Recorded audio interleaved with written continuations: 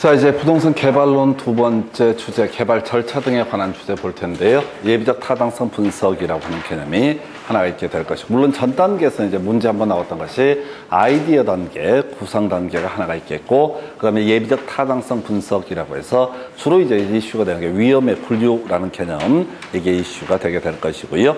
자, 그 다음에 나중에, 자, 부지 확보한 다음에 타당성 분석, 건설, 뭐 이런 과정에 따라서, 부동산 개발 사업은 이루어지게 된다 해서, 위험이라고 하는 주제 세 가지 이슈가 될 텐데, 그 중에 첫 번째 법률 위험, 시장 위험, 그 다음에 운영 위험이라는 개념이 있게 됩니다. 그래서 이슈가 되는 것들은, 자, 법률 위험, 요 하나로 모든 얘기가 연계가 된다라고 보셔야 돼요. 그래서 나머지 시장 위험, 운영 위험, 이런 것들은, 지문 과정에서 나올 수는 있지만은 거의 한 번도 16년 동안 답이 되지 않았던 주제가 되겠습니다. 그래서, 자, 법률 위험이라고 해서 부동산 개발 사업 과정에서 발생할 수 있는 위험. 자, 고법이라고 하는 게 두 가지에 크게 분류하면, 사법이라는 게 있고 공법이라는 게 있습니다. 그래서 개인과 개인의 관계를 규율하는 법을 사법이라고 부르게 될 테고, 개인과 국가의 관계 등을 규율하는 것을 공법이라고 부르게 됩니다. 그 중에서 사법상 위험은 큰 의미가 없어요. 그 다음에 공법상 위험이라고 해서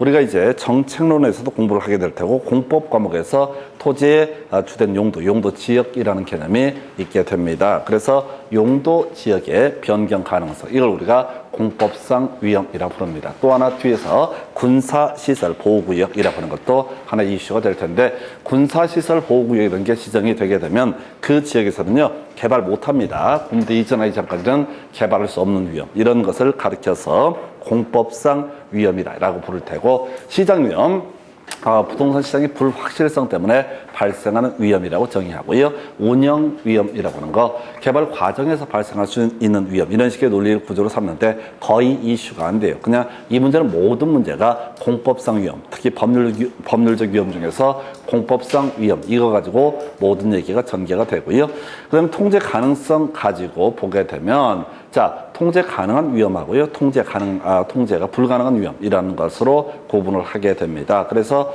이거는 통제 가능한 위험 하나만 암기를 하면 되는 거죠. 그래서 부실 공사에 따른 하자 담보 책임의 위험, 이것만 통제 가능하다. 즉, 건설업자가 이 공사를 잘 하게 되면 부실 공사 없으면은 하자 보수 위험, 이런 것들은 존재하지 않는다. 그런데 나머지는 무조건 다 통제할 수 없는 위험, 개발업자 개인이 결정할 수 있는 위험, 피하거나 할 수 있는 위험이 아니라라고 봅니다. 그래서, 자, 매장 문화재 출토에 따른 위험, 문화재 출토되면 올스톱됩니다. 이건 개인이 할 수 없는 거죠. 두 번째, 거시적 시장 환경 변화에 따른 위험이라든가 사업지 주변에 사회 간접 자본시설의 지연 위험이라고 하는 거, 그 다음에 요건 저런 거잖아요. 아파트 지었는데 도로가 뚫리지 않고 학교가 만들어지지 않아서 발생하는 위험, 이건 역시 개발업자가 알아서 할 수 있는 부분은 아니고요. 그 다음에 행정의 변화에 따른 인허가 지연 위험, 이런 것들은 통제할 수 없는 위험에 해당이 된다. 그래서 결과적으로 이 문제가 최근에 28인가 29회 때 구성이 됐는데, 역시 동일한 논리구조 박스형 문제도 예상을 해볼 수 있습니다. 그래서 부실 공사에 따른 하자담보 위험, 이건 통제할 수 있는 위험이다. 그래서 요거 하나. 그래서 아까 공법상 위험 얘기 하나고요. 그 다음에 부실 공사에 따른 하자 보수, 하자담보 책임, 이 위험은 통제할 수 있는 위험, 이렇게 보셨고, 그 다음에 검토 드리게 될 것이, 자, 지금 이제 개발 사업에 영향을 주는 요인해서 여기 한 또 두 번 구성이 됐었죠. 이건 이제 용어의 정도만, 용어를 알면은 알 수 있는 문제고요. 그래서 조금 용어에 좀 익숙하면 그냥 거저주는 문제가 될 테고, 용어가 낯설어서 힘들어지는 부분이 되겠습니다. 그래서 일단은 이 재개발하고요, 그 다음에 또 일반적인 개발 다 묶어서 이제 구성을 하게 되는데, 먼저 토지 가격 하락이라고 하는 거, 이건 이제 긍정적 요인으로 해석한다. 그래서 개발 사업 하고자 하는데 원가가 줄어드는 원인이 되니까요. 그 다음에 공사비 하락, 공사 기간의 단축, 이런 것들은 다 긍정적 요인, 용어 용적률이라는 개념이 나오게 되죠. 용적률은 위로 쌓아 올릴 수 있는 비율을 얘기합니다. 공법 승부하고요, 대지 면적 대비 연 면적의 비율, 이런 식으로 정의를 해요. 그래서 용적률이 증가한다 또는 할증한다, 그러면 이건 긍정적인 요인, 더 높은 건물을 지을 수 있으니까 용적률이 할인된다, 감소된다. 그러면 어떻다? 이건 부정적 요인 해서 용적률의 용어의 정의에 관한 부분 하나 체크하시면 충분할 주제고요.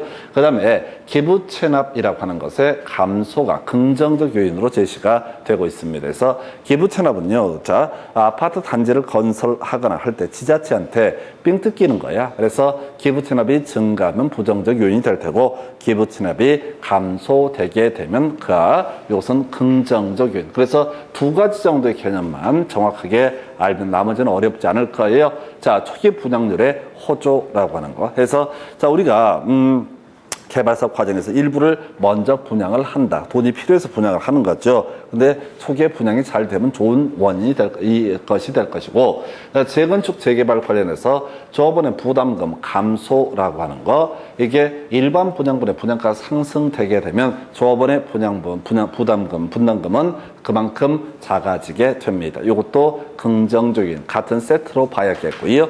이주비 대출금리의 하락이라고 하는 거, 이것도 긍정적인. 그래서 재개발 재건축하는 과정에서 중간에 이주하거든요. 근데 이주비 대출금리가 하락하게 되면 아무래도 긍정적 요인이 되게 된다. 이렇게 해석을 해요. 그래서 뭐 문제라고 할 것도 없고요. 용적률하고 기부 체납이라는 단어 정도의 개념만 아시면 대강 세팅이 되는 그런 영역이 되겠습니다. 그 다음 부정적 요인 반대죠. 자, 원가가 상승한다. 토지가격 상승하거나 공사비가 상승하게 된다. 공사기간 연장된다. 다 부정적 요인. 이에 대응해서 용적률의 감소, 기부 체납의 증가는 부정적 요인. 그 다음에 초기 분양률이 저조한다. 그리고 아까 본 것처럼 조합원의 부담금이 증가한다는 얘기는 일반 분양분의 분양가가 높지 않다. 그래서 우리가 재개발 등을 할 때는요, 조합원 분양분이라는 개념이 있고 일반 분양분이라는 개념이 있습니다. 그래서 일반 분양분의 분양가가 높게 책정이 되거나 그렇게 분양이 이루어지게 되면 그만큼 조합원의 분담금은 작아지게 된다. 부담금은 작아지게 된다. 이런 식의 논리 구조. 그 다음에 이주비 대출 금리의 상승에서 이것도 이제 지금 7년 사이 한 두 문제 구성이 됐던 사례가 되겠습니다. 그래서 요거는 이제 조금 다른 얘기고 아무래도 지금 법률적 위험이라고 하는 거, 그 다음에 통제 가능한 위험 딱 하나밖에 없다라고 하는 거. 요 정도가 소위 예비적 타당성 분석 단계에서 검토하는 이것들이 되게 됩니다. 그래서 이렇게 보셨고요. 그 다음에 이제 타당성 분석에서 따져볼 거 나머지는 거의 의미가 없고요. 아까 우리 지문 중에서 시장성 분석이라는 개념이 있었는데 그건 좀 이따 보시겠고,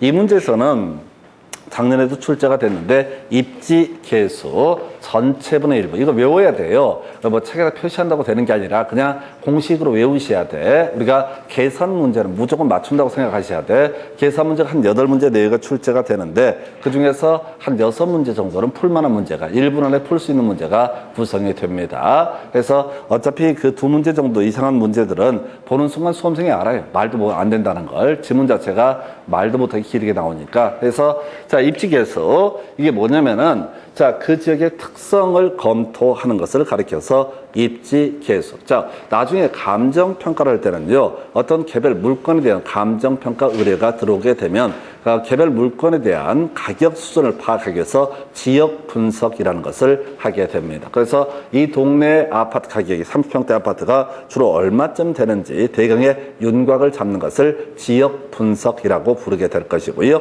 이에 대응해서 자, 개별 분석이라고 해서 구체적으로 그 대상 물건의 가격을 획정하는 과정을 개별 분석이라고 부르게 됩니다. 자, 개발론 파트에서는요, 소위 지역 경제 분석 또는 입지 개수라는 개념이 나오게 됩니다. 그래서 일단 이 그림 자체가 뭐라고요? 전체분의 일부다. 이게 논의 출발점이 되게 됩니다. 전체분의 일부라고 하는 것. 이게 바로 뭐가 된다? 입지 개수라는 개념이 되게 됩니다. 전체분의 일부라고 하는 거. 머릿속으로 먼저 외워야 된다고 그 텍스트를 한꺼번에 못 외우니까 전체분의 일부. 그러면 이제 분모하고 분자를 보니까 전국을 기준으로 보게 되면 이게 일단 자, 그 다음에 A도시, A지역을 기준으로 보게 되면 분자 일단 이렇게 갈 테고, 분모 중에 분모를 보니까 전국의 전체 고용자 수, 이에 비해서 전국의 X산업의 고용자 수라고 하는 것이 전체분의 일부잖아요. X산업도 나오고 Y산업도 나올 텐데 좀 이따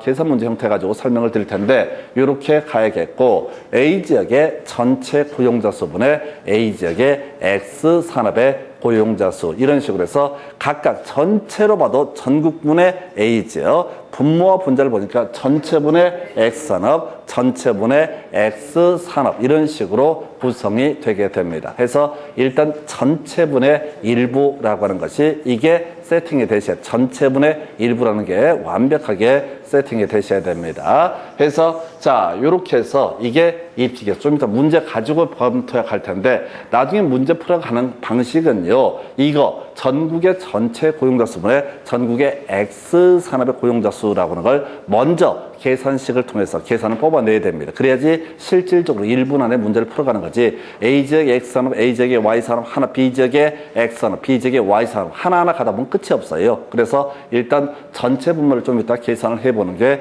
하나의 방식이 되게 될 것이다 라고 할 것. 요거예요. 이 파트에서는 거의 나머지는 거의 의미가 없고 자 입지 개수라고 하는 거 A지역의 X산업의 입지 개수를 구하시오. 이 얘기는 A지역에서 이 X산업이라고 하는 것이 얼마나 비중, 포지션을 차지하고 있느냐를 검토하는 것을 입지 개수라고 부르게 됩니다. 그래서 이게 그런 거 있잖아요. 아파트 단지 인근에는 아파트가 입지해서 서로 좋은 거고 아파트 단지 인근에 갑자기 공장 하나가 들어섰다. 그러면 그게 썩 좋은 게 아니잖아요. 전반적인 관점에서. 물론 이제 그게 대박이 될 수는 있겠지만 평균적으로는 안 어울린다는 얘기지. 그래서 이 지역에서 어울리는 일을 하자. 다 주택 짓는데 혼자 공장 지을래. 이거 안 된다. 다 적급자, 좀 상대적으로 가격이 저렴한 주택들이 입지했는데 갑자기 거기다가 고가 주택을 짓겠다. 안 된다. 지역 특성을 고려해야 된다. 만약에 저소득층 밀집한 지역에다가 혼자 나홀로 고가주택 하나 지어놔 봐요. 그러면 앞으로 그게 가격을 높게 평가를 받을 수 있을 것인가? 아니라는 거죠. 주변 환경과 조화를 이루지 못하기 때문에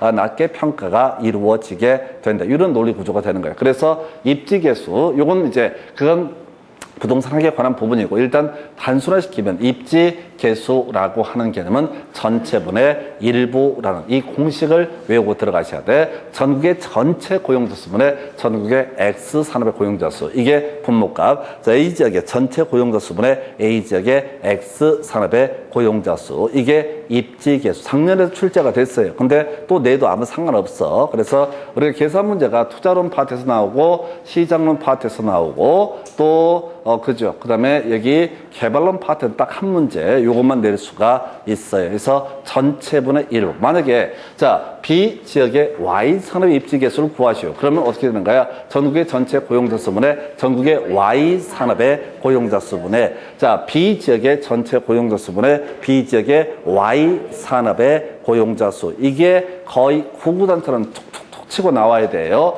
누구나 다 할 수 있어 이거는. 근데 1분 안에 할 수 있느냐 없느냐 이 싸움이거든요. 이게 시간이 오버가 돼버리면은 요거 자체를 풀어도 개판이 될 뿐더러 실질적으로 중간에 가다 포기해버리 힘들어가지고 해서 공식 외우는 게 필요하다. 전국의 전체분의 일부라고 하는 거 요렇게 보셨고 아까 지문 중에서 시장성 분석이라는 개념이 하나가 있었고요. 자, 시장성 분석. 내가 지금 개발을 하고자 하는 이 부동산이 얼마나 시장에서 먹힐 것인가, 매매, 임대될 수 있는 가능성을 조사하는 것. 그리고 자, 이 문제가 혹시 나온다면 답을 뽑는 주제는 흡수율 분석이라는 개념이 됩니다. 그래서 흡수율 분석과 시장성 분석이라는 것은 같은 개념이 되게 될 텐데, 자, 흡수율 분석이요. 과거의 추세를 파악해서 미래의 흡수율을 파악하기 위한 수단 이렇게 정의합니다. 이게 뭐냐면은 내가 이 동네에서 원룸 장사를 하고 싶다. 지어서 원룸을 분양을 하고 싶다. 그러면 과거에 이 동네에서 원룸을 지어서 분양했던 사람 또는 임대했던 사람이 얼마나 재미를 받는가를 확인해 보는 것. 이게 과거의 추세를 파악하는 것이고요. 그 다음에 이 과거의 추세를 단순하게 파악하는 게 주된 목적이 아니라 주된 목적은 내가 이 물건을 만들었을 때 이 동네에서 얼마나 팔려나가고 임대가 될 것인가를 파악하기 위해서 소위 흡수율 분석이라는 것을 하게 된다 해서 자, 그래서 이 흡수율 분석은 미래 흡수율을 파악하기 위한 수단이다. 이렇게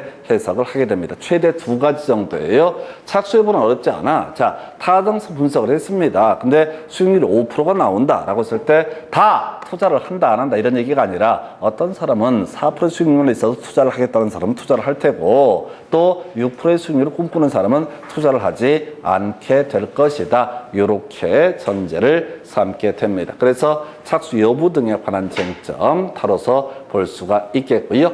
이게 이제 타당성 분석. 뭐 얘기 길어 보이는데 두 가지 정도 키워드, 지금까지 문제를 가지고는 두 가지, 7년간의 기준을 봤을 때는 두 가지를 쟁점으로 삼게 된다. 그 중에 하나가 입지계수, 제일 어려워요. 입지계수 전체분의 일부라고 하는 거. 입지계수가 뭐라고요? 전체분의 일부라고 하는 것이 하나의 포인트가 되게 된다. 되게 까다롭고 숙달 내셔야 돼. 혼자 연습장에 써보면서 외우셔야 돼. 전체분의 일부라고 하는 거. 이게 입지계수라는 개념이 되게 될 것이다. 그 다음에 이제 흡수율 분석, 미래 흡수율을 파악하기 위한 수단, 이렇게 갑니다. 해서 자, 지금 이제 문제 가볼까요? 해서 한번 검토를 하게 되면은, 자, 제일 유치한 문제이고 뭐 다시는 나올 문제 같지는 않은데 좀 황당하게 나왔던 문제가 이 문제였습니다. 해서 부동산 개발이 다음과 같은 5개 단계만 진행된다고 가정할 때 일반적인 진행 순서로 적절한 것은 이렇게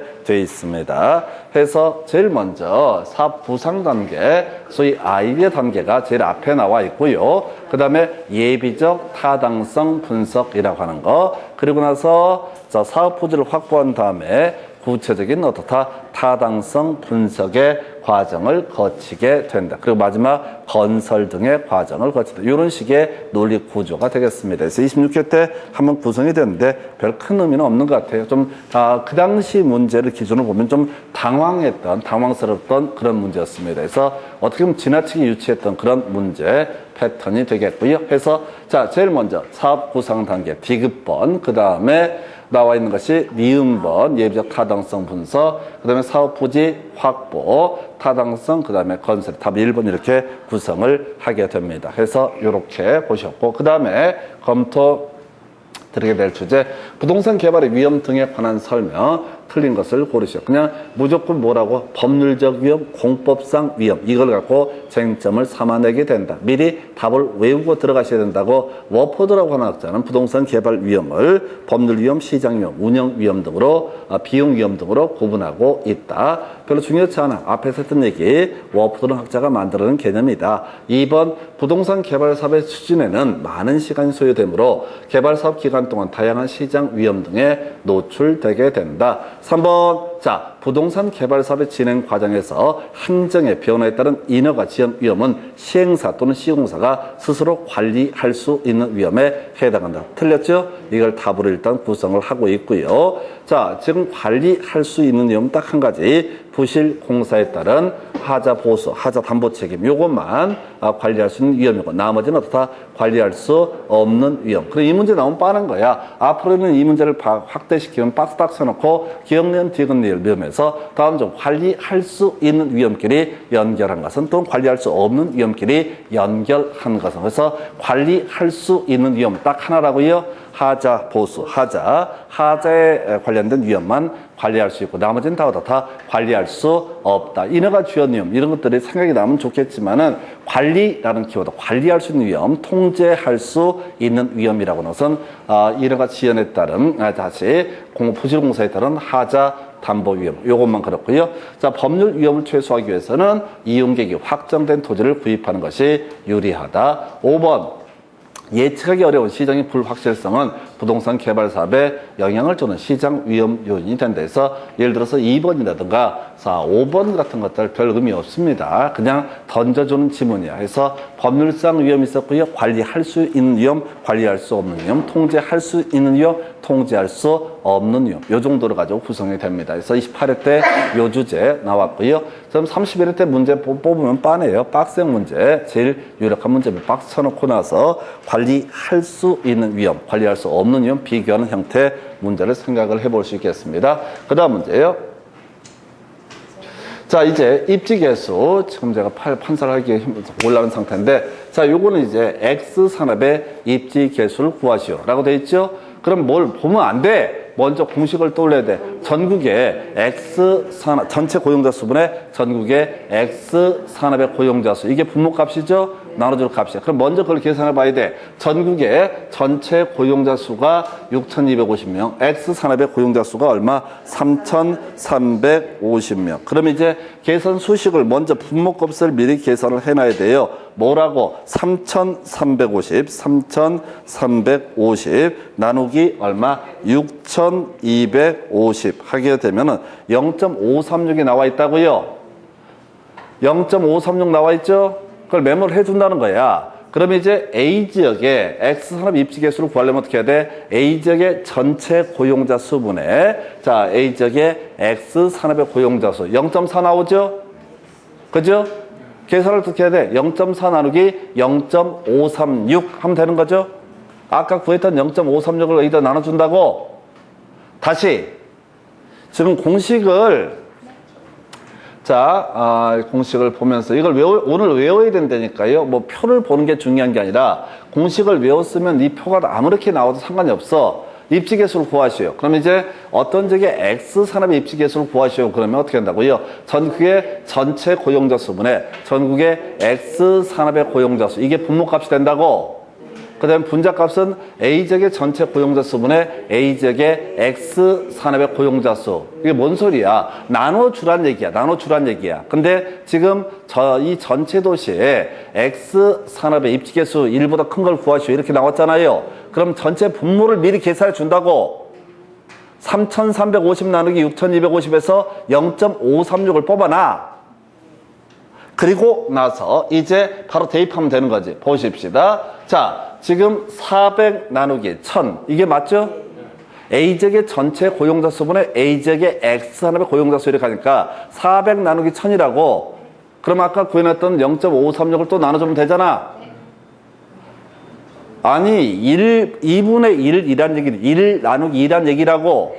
그래서 A지역의 전체 고용자 수 1000, A지역의 X산업 고용자 수 400. 그럼 그냥 갈 때 400 나누기 1000 이렇게 한 다음에 아까 구해놨던 0.536을 계산을 해주게 되면 어떻게 돼요? 0.4 나누기 0.536 하게 되면은 0.746 이렇게 나온다고. 그죠? 그럼 이제 두 번째 B도시의 X산업 입지계수를 구할 때는 이렇게 가는 거야. 1200 나누기 2000 자 나누기 아까 0.536 하게 되면 1.11 이렇게 나온다고. 그래서 B도시에서는 뭐가 나온다? 1보다 크다. 감 잡으셨어요? C도시 X산업 입지계수 어떻게 구해야 돼? 650 계산기 쓸 수 있거든요. 그러니까 어떻게 해야 돼? 650 나누기 1150 나누기 아까 구했던 0.536이라고 하는 거 이렇게 구하면 1.05 이런 식으로 나오죠? 그래서 이게 C도시도 1보다 크다. D도시.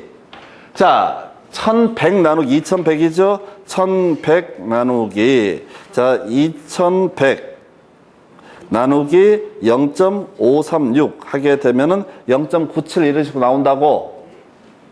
그러니까 지금 이걸 포인트는 뭐냐면 1분 안에 풀 수 있느냐 없느냐 이 싸움이라고. 근데 이걸 400 나누기 1000 나누기 자 3350 이렇게 하나하나 해버리면 시간들이 너무 많이 소요가 돼서 가다가 꼬여버려. 그래서 미리 분모값을 계산해 놔야 된다. 3350 나누기 6000 자 250은 0.536이라는 값이 나오니까 미리 큰 분모값을 다 계산해 놨다고요. 그럼 차근차근 분자 나누기 분모 이런 식으로 가게 되면 여기서는 B도시와 C도시 두 군데가 바로 입지계수 1을 초과한다. 이런 구조가 되는 거예요. 그래서 이렇게 공식을 자꾸 외워야 돼. 다른 거 필요 없고 공식을 외워야 돼. 전체분의 일부.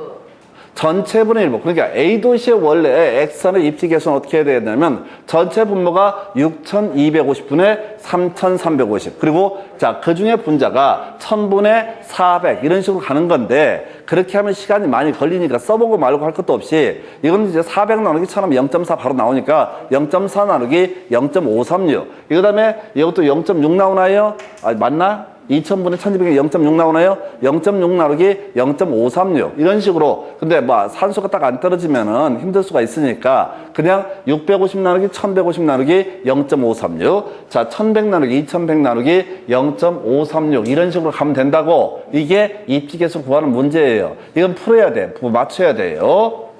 자, 그 다음 문제 30회, 27회 때 이 문제 나왔었고요. 30회 때 출제가 돼서 좀 어렵게 나왔던 그런 사안이야. 이것도 그래. 지금 A지역의 X산업과 B지역의 Y산업 입지계수를 올바르게 계산하시오. 그러면 자 A지역의 X산업의 입지계수는 어떻게 해야 돼? 전체 전국의 전체 고용자 수분의 전국의 X 산업의 고용자 수가 분모값이죠? 전국의 전체 고용자 수가 400. 그죠? 전국의 X 산업의 고용자 수가 240. 그럼 계산하면, 이거 미리 계산해 놓으면 240 나누기 얼마? 400이라는 값은 0.6이라는 값이 나온다고요. 그러면 A지역의 전체 고용자 수가 얼마야? A지역의 전체 고용자 수가 200이죠? 200분의, 자, 100이잖아요. 그죠? 그러면 어떻게 하는 거야? 1 나누기, 100 나누기 200. 100 나누기, 자, 그 다음에 200. 아까 뭐였었죠? 나누기 0.6이었었나요? 네, 그러면 이제 0.83 이 정도 나오나요? 뭐 그렇게 된다고. 그래서 0.83이라는 값이 대략 나오게 될 것이고, 그래서 기억분은 뭐가 된다? 0.83. 비적의 Y산업 입지계수. 이 표를 보는 게 중요한 게 아니라고. 전체 고용자 수, 전국의 전체 고용자 수가 얼마야? 400. Y산업의 고용자 수가 얼마야? 160. 쓰지 말고 160 나누기 400 하게 되면 0.4가 일단 나온다고. 그죠? 비적의 전체 고용자 수가 얼마야? 200이죠? 비적의 Y산업의 고용자 수가 얼마야? 60이야. 그럼 60 나누기 200 나누기 아까 구했던 0.4를 나눠주면 된다고. 다시 60 나누기 200 나누기 0.4 하게 되면 0.75 이런 값이 나온다고요. 이렇게 푸는 거라고.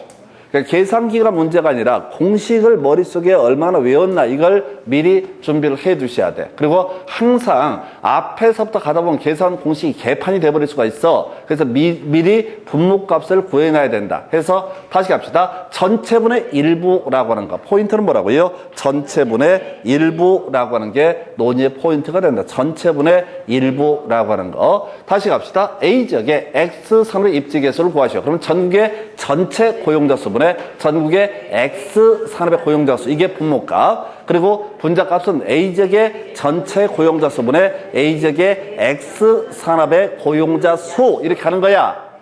B지역 Y산업의 입지계수를 구하시오. 전국의 전체 고용자 수분의 Y산업, 전국의 Y산업의 고용자 수가, 이게 분모값이 될 테고, B지역의 전체 고용자 수분의 B지역의 Y산업의 고용자 수라고 하는 것이 뭐가 된다? 그게 자, B지역 Y산업의 입지 계수가 된다. 이 표를 쫓아가시면 안 돼. 무조건 전국의 전체 고용자 수, A지역의 전체 고용자 수, B지역의 전체 고용자 수, 이걸 미리 캐치를 해놓으면은 표를 어떻게 나열을 하든 간에 저는 문제가 안 돼요.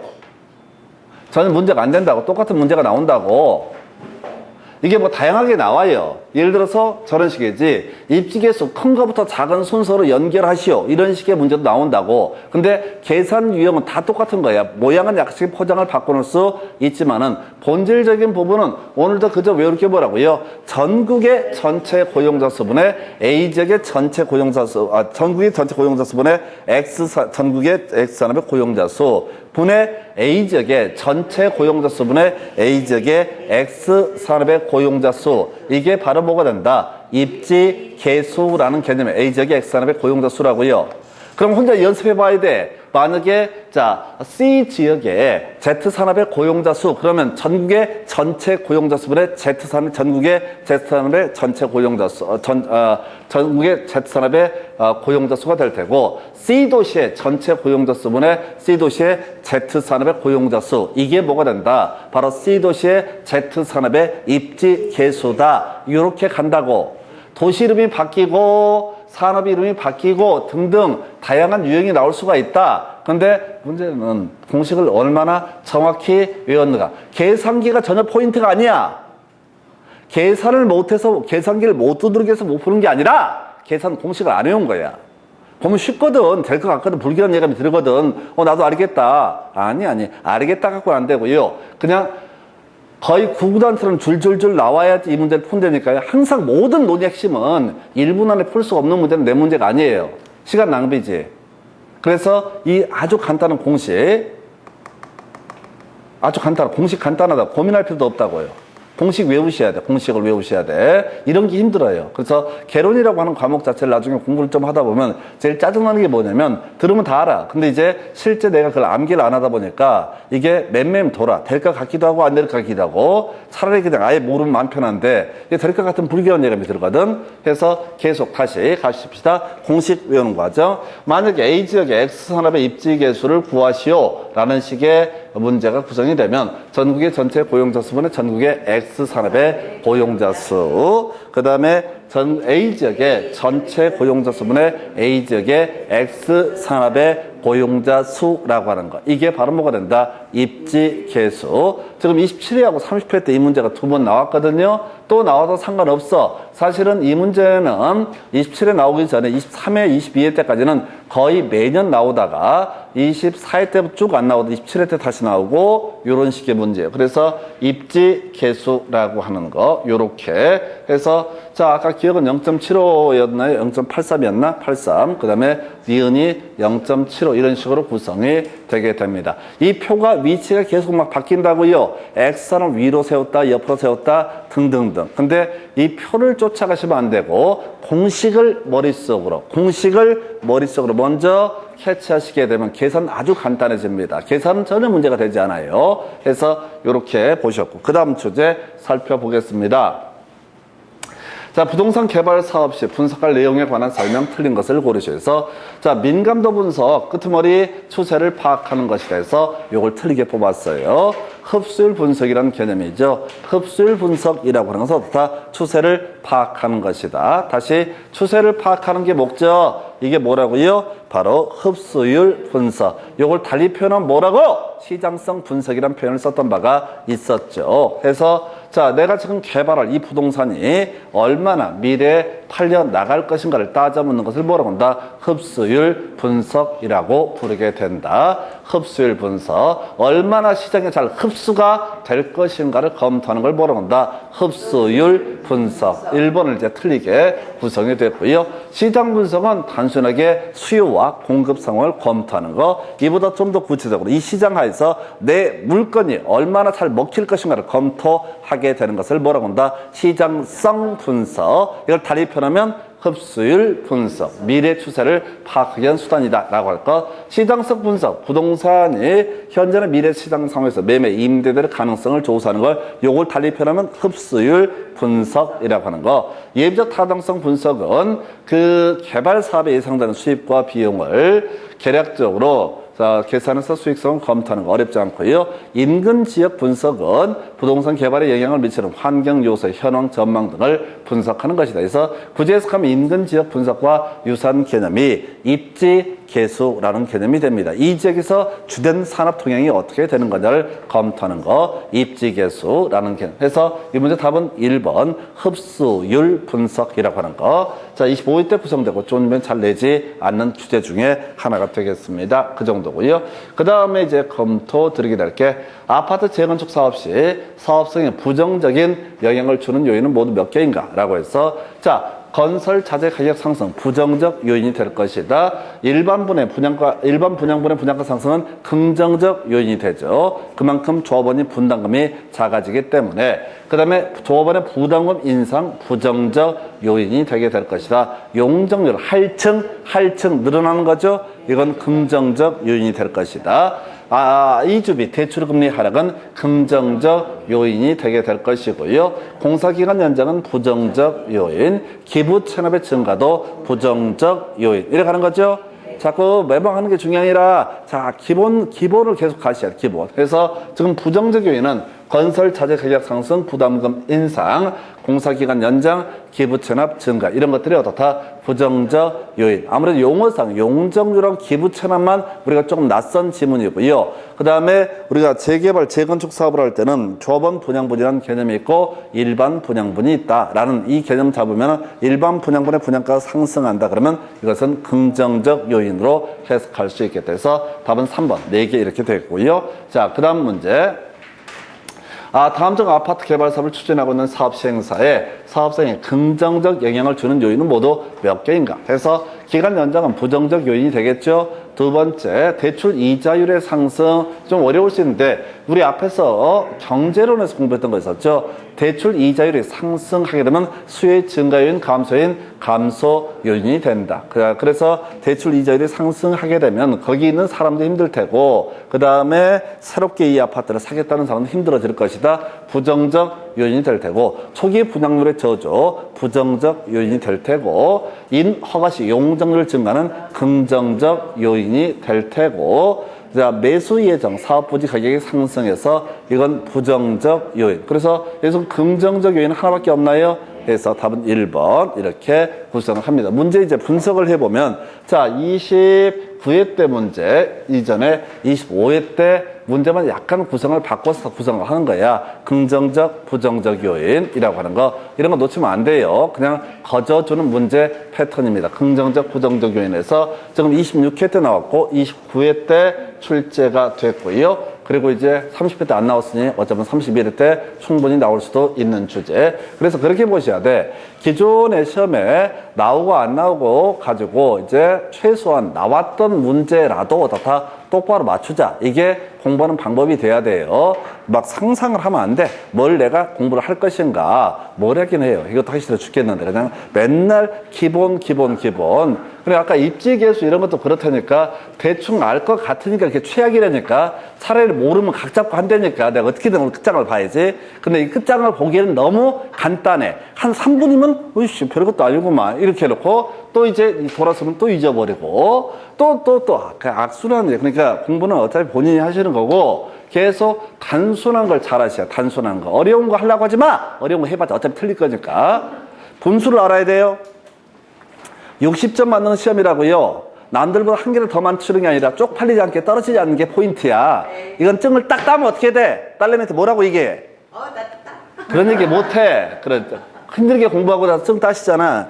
그냥 아무 일 없었다는 듯이 한 번쯤 물어봐 주기를 바라는데 저것이 눈치도 없이 물어보지도 않네? 그래서 이게 미비해. 이게 자격증 시험이에요. 이게. 따면 딱 본전이라니까? 처음 시작할 때는 겁나 어렵다는데 별 생각을 다 해. 근데 막상 따봐봐. 떨어진 인간들이 대가리 나쁜가 이 생각을 해. 아니야. 떨어진 사람은 점수가 안 나온 거야. 대가리 얘기가 아니야. 이건 머리 갖고 해결되는 문제가 아니라고요. 단순 작업. 아주 지겨운 작업이에요. 그래서 공부가 힘들어요. 차라리 창의적인 건 둘 중에 하나에 때려쳐버리거나 내가 창의적인 사람이 대박이거나. 근데 그게 아니라 이건 되게 단순한 작업들이다. 이렇게 봅니다. 자, 그렇게 잠시 끊었다가 이제 마케팅 정리 드립니다.